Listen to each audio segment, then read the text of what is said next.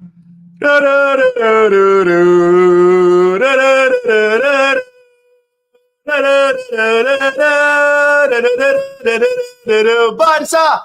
Hello everyone! Welcome to Barca News. It is October 23rd, 2024, and Barcelona just defeated Bayern Munich 4-1. Yes, you heard that correctly. 4-1. No, that's not a joke. No, it's not a prank. Barcelona just defeated our biggest nightmare in the Champions League 4-1. And ladies and gentlemen, we are officially back in Europe. We were back in La Liga, but now we are officially back in Europe on European stage for the first time since Luis Enrique left back in 2016. This is the post-match live analysis. We have a lot to discuss. So let's begin.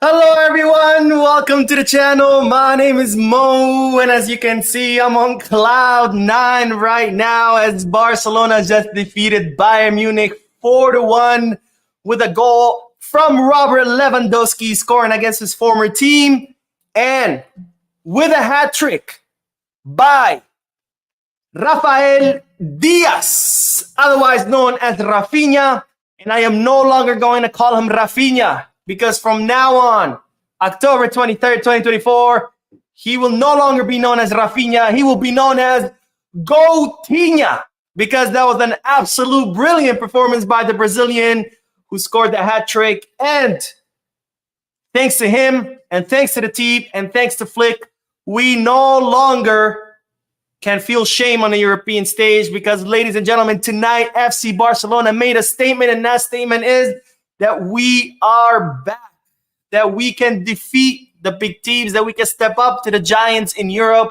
because Barcelona is a giant in itself. Absolutely great match by Barcelona. Not so much a performance, but we will cover that in a little bit. But a lot of you asked me before this match, Mo, should Flick play the same way he should be playing, with the high defensive line? Because that's going to leave us exposed against Bayern, who have very fast attackers and very capable attackers.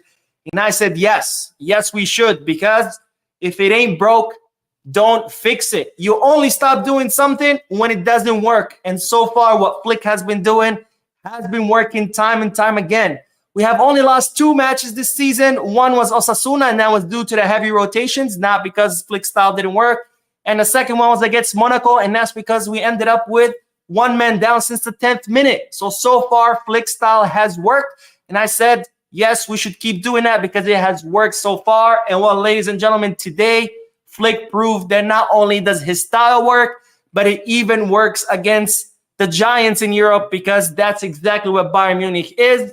It's a European giant, a European nightmare for Barcelona in the recent years, because we all remember the 82 that they scored against us. But today, that's no longer the case, because Barcelona today showed up, made a statement, and told the world, I am back. Now, the beginning of the first half, let's talk about the first half, because the first 20 minutes were absolutely giving me PTSD. I was getting flashback from all the times that Bayern Munich defeated us, because even though Barcelona opened up the scoreline with that goal from Raphinha and a brilliant assist from Fermin Lopez, for the first 20 minutes, we really suffered. And Bayern Munich were incredibly intense, a lot of high pressure, and we just could not get the ball back. Now, a lot of people were telling me, Mo, I think we need to work on our defense. And I said, no, that's not a defense problem. It's a possession problem. You can only defend against Bayern by having the ball. We were not able to keep the ball. And as a result, Bayern Munich were absolutely punishing us. And my God, I was having flashbacks. I said, this is over. They're going to beat us 4-5-0. But thankfully, after the 20th minute, Barcelona were able to stabilize the situation. They regained some control of the match, not full control. And then the important thing is that we were clinical because we only had very few opportunities during the first half. And those opportunities, well, we took advantage of them. Came Robert Lewandowski's second goal. Then came Raphinha's third goal, or his second goal, but Barcelona's third goal. And then we went to the halftime up 3-1. And the second half, ladies and gentlemen, the second half was just pure masterclass by Barcelona, because the way Barcelona started dominating the match, the way they were moving the ball, the way they were taking their sweet-ass time, that was reminiscent of Pep Guardiola's Barcelona, especially Pedri in the midfield. Who did not get flashbacks of Iniesta when they were watching Pedri today? How many moments were there when Pedri had the ball and had 3 Bayern Munich players on him, and he would go one way, there was a player, he would go the other way, there's another player, he would go this way, there's another player, and you're like, okay, crap, that's it, they're going to take the ball. And somehow, some way, boom, Pedri was out of there, leaving 3 defenders back. Pure class by Pedri today. And not only Pedri, but we also had another pure masterclass of Lamine Yamal, because today Lamine Yamal destroyed Alphonso Davies, just absolutely destroyed him. Alphonso Davies, who is the best left back in the world, just looked like an absolute amateur, because Lamine Yamal did whatever the hell he wanted to do on the field. The nutmeg, I don't know if you guys caught that moment, but Lamine had 2 Bayern Munich players on him. It looked like he was done. He was cornered. He was against the line. He had 2 players on him, and he does a nutmeg to one of the players. He gets out of there, and that was reminiscent of Messi against Manchester City. I think it was in 2015, where Messi does that right in that same spot, that nutmeg. Pep Guardiola's in the stands, and he goes, and that was literally my reaction, because Lamine Yamal, ladies and gentlemen, 17 years old, is still a child, and he did whatever the hell he wanted against Alphonso Davies, who is in his prime. A kid going against a player in his prime, completely destroyed him. Lamine Yamal looked like he was playing FIFA on PS5. He did whatever he wanted. And of course, we have to talk about the MVP, the man of the match, GOATinha, because with a hat trick, Raphinha today was spectacular. The control on the ball in his, was it third goal? Yes, third goal. Lamine Yamal puts an incredible assist to Raphinha. Raphinha brings it down to his chest, goes all the way in, and what a performance. This is the Raphinha that we all wanted to see. This is the Raphinha that is worth 60 million euros. This is the Raphinha who was supposed to be the star of the team, because today he was the star of the team. 3 goals for the Brazilian, and so far he has 9 goals this season. 4 in the Champions League, 5 in La Liga.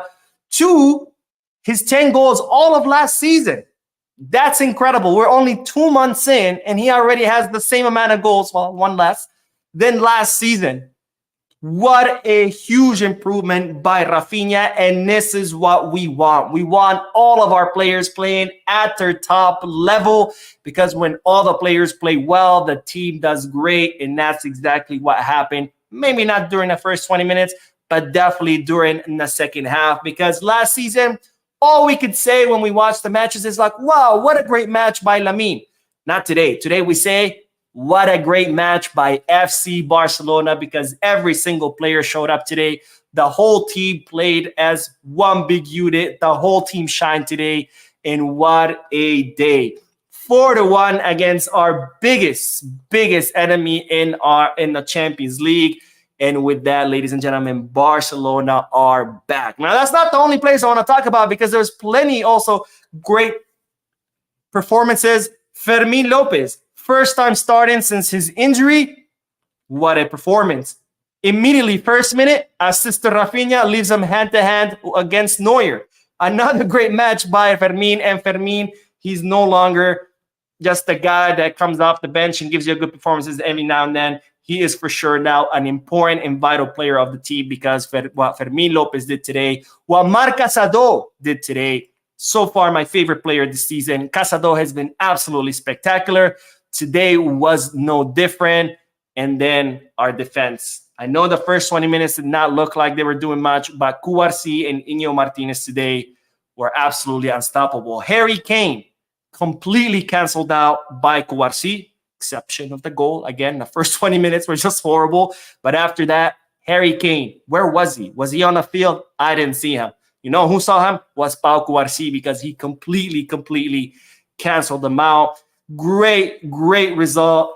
We are officially back, ladies and gentlemen. And now we head into El Clasico match against Real Madrid on Saturday. And honestly, I am not worried, because what I saw today tells me that Barcelona has what it takes to compete against any team and has what it takes to beat any team. Now, we could still lose the match against Real Madrid. Don't get me wrong. Those things can happen. Losing is part of the sport.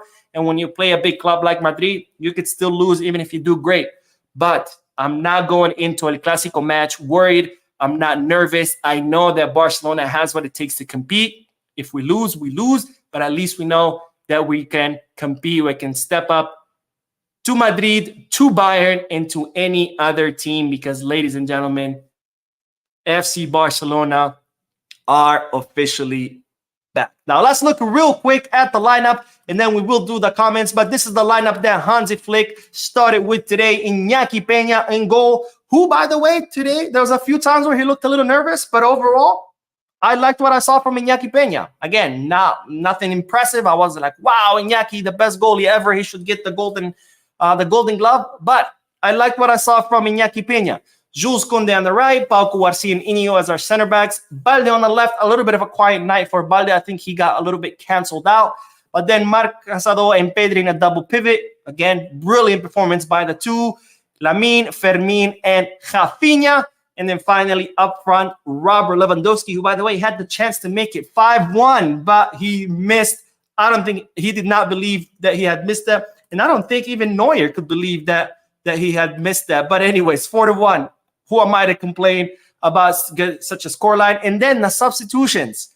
We saw Frankie de Jong came in, only played 20 minutes, but he looked good right next to Casado. I really like that Casado and Frankie in that double pivot. We saw Ansu Fati get some minutes. Of course, not at all, so it wasn't much that we could say about that. We saw Gabi come in. I like that Gabi's getting now more minutes. And then Dani Olmo. Because, ladies and gentlemen, I was worried that Dani Olmo would come back, maybe not as good as he was before his injury. But today, as soon as he came in, he made an impact. He had an incredible long pass to Lewandowski, who he ended up missing.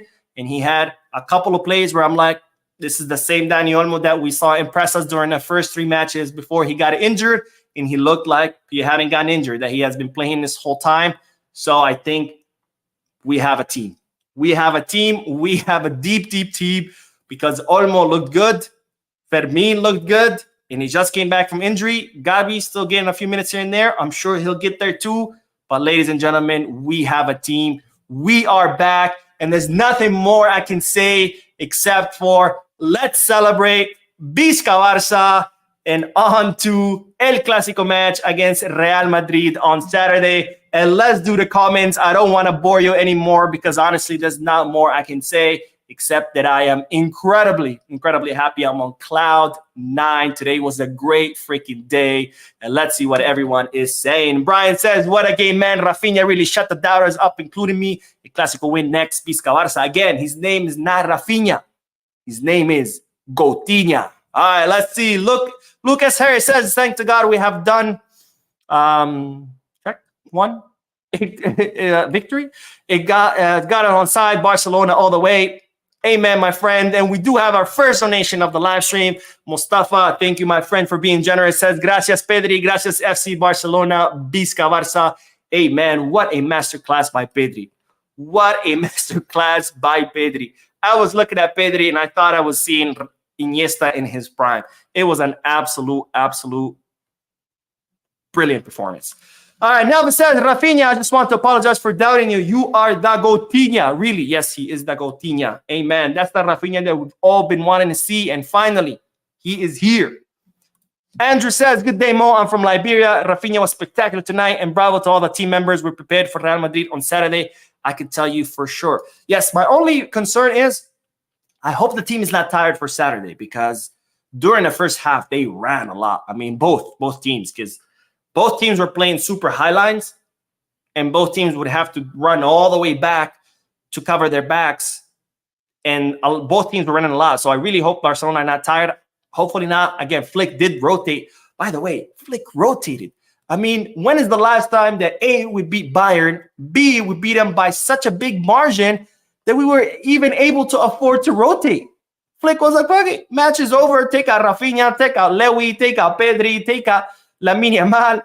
That's how it's done, ladies and gentlemen. That is how it's done. Not only we beat Bayern, but we beat them in a comfortable way where we were even able to rotate. Luke says, now please hype Raphinha up. This guy has the best redemption story. Yes, he does. He really does. And Matt says, Martin's from Nigeria. Barca has made my day. Flick is the best signing we made. Raphinha is rejuvenated, and the team plays as a unit. Up next for demolition is Madrid. We are Barca. I have to agree 100%. Best signing that Barca has done in the last, I don't know, since the signing of Neymar, maybe, has been Flick. Because Flick's Barca even plays better. And I know there's going to be a big claim, and some of you are going to be like, Mo, what did you smoke before the live stream? But I think Flick's Barca plays even better than Luis Enrique's Barca. And Luis Enrique had MSN. So, yes, I do agree that Flick has been the biggest signing and the best signing that Barcelona has done. Calvin says, patiently waiting for you, Mo, to start. I have counting down the minutes. I'm here, my friends. I'm here. I'm sorry I was late. I was working. I had to take a couple hours off work to watch the match. So then when I got back after the match, I had to get back, do some stuff that I didn't do before. Curtis says, this is why you don't have to worry about the high backline. Flick knows what he's doing. I agree 100%. Again, if you're doing something and it's consistently working, you don't stop doing it. You continue doing it and you improve on it. And as you can see today, we still need to improve on it. Not that it's not going well. It's going great. But we still need to work on it because the first 20 minutes of the match were very, very, very bad. It was reminiscent of the old Barca against Bayern, and I was having flashbacks. I was having PTSD. I was like, oh, my God, it's over. But thankfully, that wasn't the case. So we still need to work a little bit on it.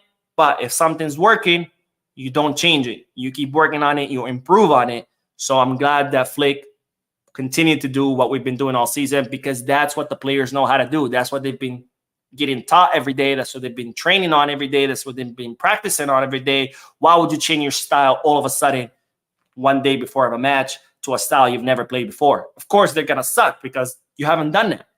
So why would you do that? Charles says, hi, Mo. Before the game, I was so scared because of our history with Bayern. Right now, I'm happy. I enjoyed the game. I think Flick starting Fermin is the best decision. All the players played well. Yes, I think the choice to start Fermin was absolutely the right decision. He was brilliant today, and I'm really glad that he is back from injury. McBarca says, Muller ain't smiling no more. No, they showed his picture on the bench, the scoreline 4-1, and he's just like, all I can imagine is that scene from Inglourious Bastards when Hitler's like, 99999. And that's all I can think that's going on in Muller's head. He's just sitting there like, 99999. Definitely the highlight. Well, one of the highlights for me was that. All right, let's see. Also says, Mo, I'm glad you finally come around to seeing that Raphinha is the great signing for Barcelona. It's not that I'm coming around. It's Raphinha who's coming around.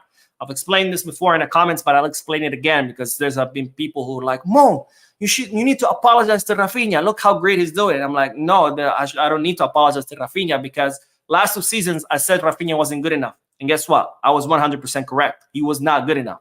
This season, he's doing amazing. So what do? I praise Raphinha for being amazing. That's what you do. You react based on what you're seeing. If a player's doing well, you compliment them. If they're doing bad, you criticize them. And that's exactly what has been. And the proof is in the pudding. The way Raphinha is playing right now, that's proof that he is 10 times better than before. He himself has admitted that he is doing much better than before. And if you're happy with the Raphinha from this season, there's no way you can be happy with the Raphinha from the last 2 seasons because it's night and day. If you're happy with Raphinha's numbers this season, there's no way you can be happy with Raphinha's numbers from last season because last season he scored 10 goals. This season he's already at 9, and we're not even a third through the season. So, except now, if you tell me that you're still happy with Raphinha now and Raphinha before, that tells me that you're happy with whatever. You're happy whether a player scores 5 goals or 50 goals. You're happy whether a player does great or does bad. And in that case, that means you have no standards to judging a player's performance. And that, well, that's not my problem. That's yours, right? So I'm not going to apologize because I was 100% right. you can see it. The Raphinha from right now, GOATinha, is completely different from the Raphinha last season. Last thing. Matthew says, what a performance by Casado. Kind of scary to think that he's supposed to be his adaptation season. I don't even know what to say about Casado because he has been consistently great every single match this season. He hasn't had a single bad match. Not even one. And he has been stellar and he has been key in Barcelona's midfield. All right, let's see. Sanjog says Raphinha was man of the match, but Pedri was my favorite player today. I think I agree. Not to take away from Raphinha because, again, he had a spectacular match, a hat-trick against Bayern. This is not a hat-trick against, I don't know, Alaves or Getafe or something, with all due respect to those teams. This is a hat-trick against Bayern Munich, one of Europe's biggest clubs. This is another level. Victor says, this was a great display of pressure handling, solid defense by Iñigo, outstanding performance from Raphinha, just fantastic. Casado, just a beast, just a very challenging game. I will say this, despite the first 20 minutes being absolutely a nightmare and me having flashbacks to Barcelona's defeats against Bayern, I have to say, I have to give it to the team, the way they remained calm and relaxed. They were not freaking out. They were under a lot of pressure. Bayern Munich were coming at them full throttle, and the team remained calm.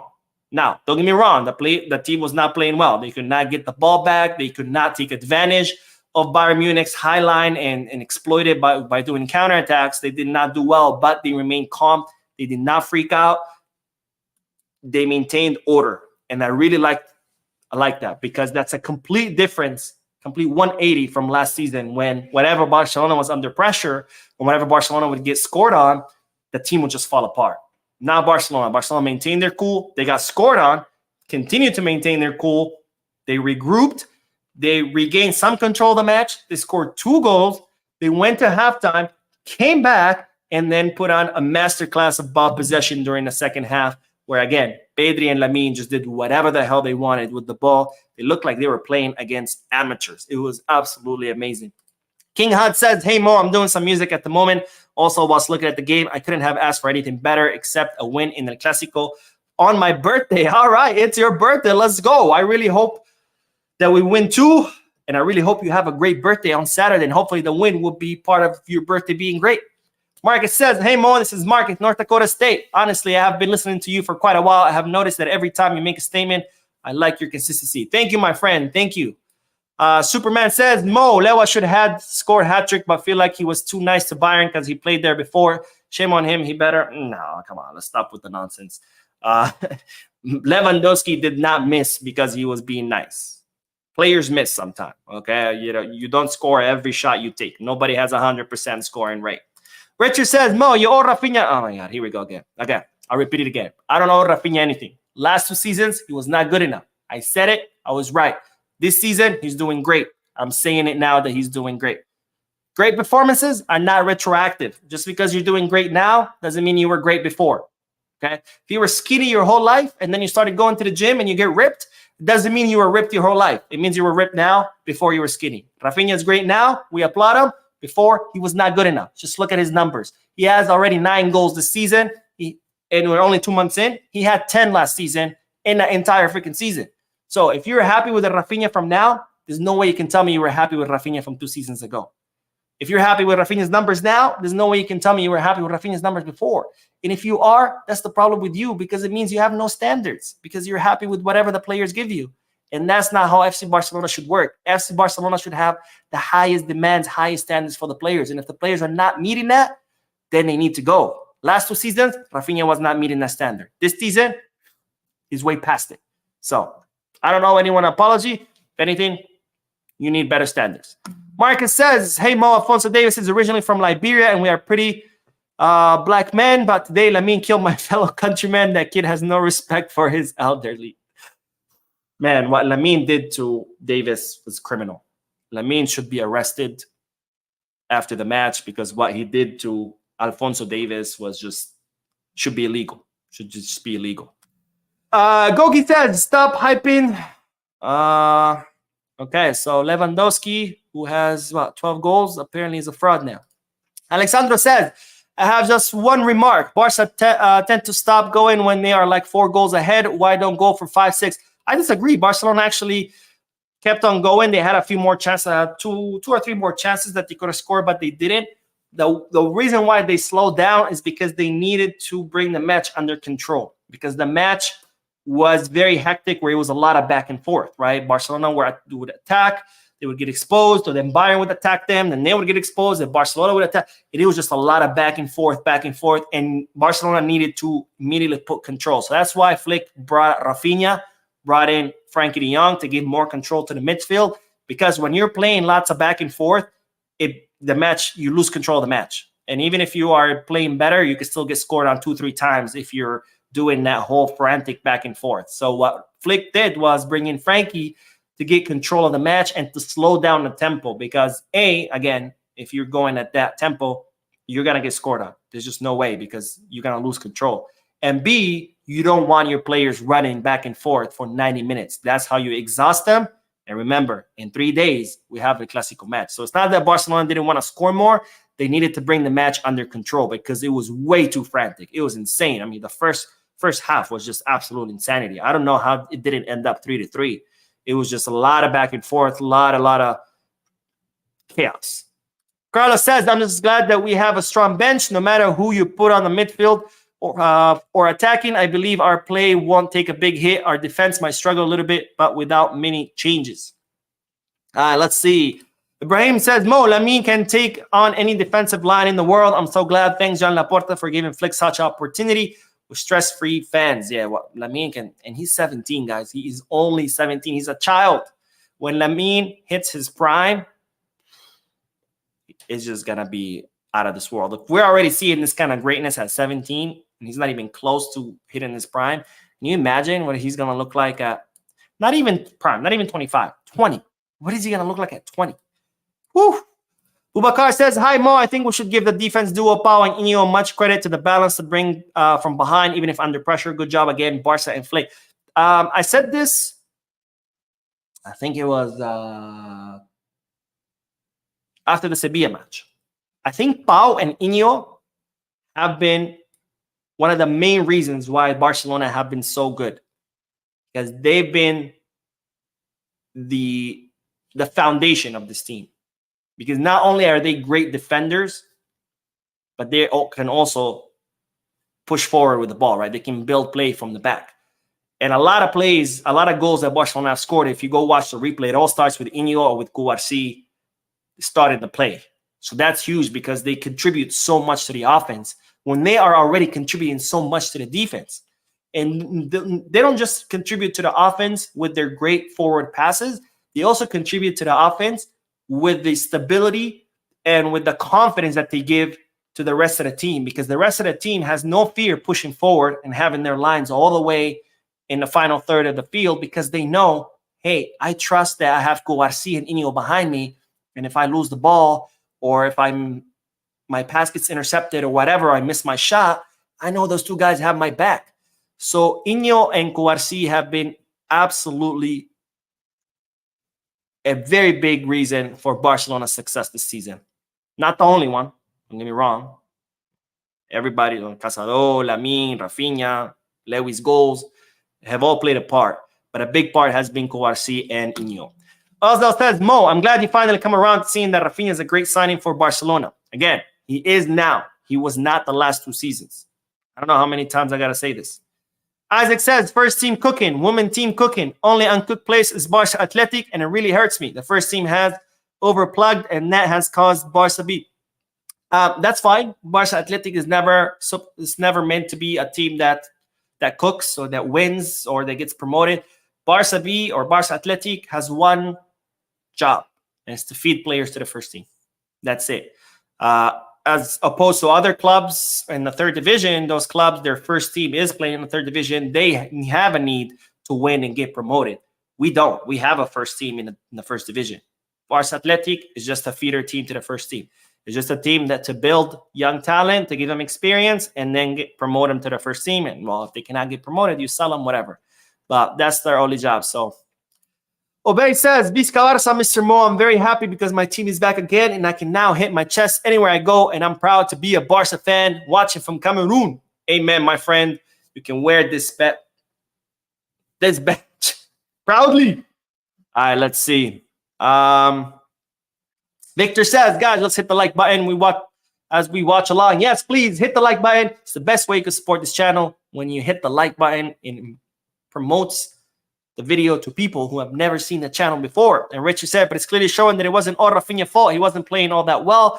Clearly, Xavi, as a poor coach, had something to do with that. True, but on the other hand, look at Lamine. Lamine was just as great under Xavi as he is under Flick. And Lamine was 16. Raphinha was in his prime. And we paid 60 million for him.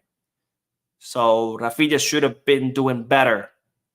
Maybe not as good as he's doing now, because I'm sure Flick, has a lot to do with his improvement, but he should have been playing better, especially since he arrived in his prime.